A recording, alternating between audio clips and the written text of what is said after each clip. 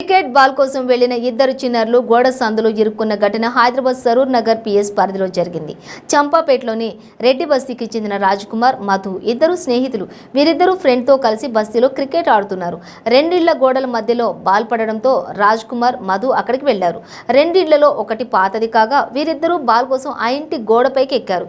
ఈ క్రమంలో రైలింగ్ కూలి ఇద్దరు కింద పడి రెండు గోడల మధ్య ఇరుక్కున్నారు.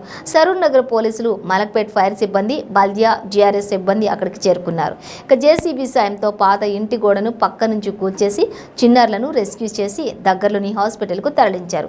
వీరిలో రాజ్కుమార్ పరిస్థితి విషమంగా ఉన్నట్లు సమాచారం.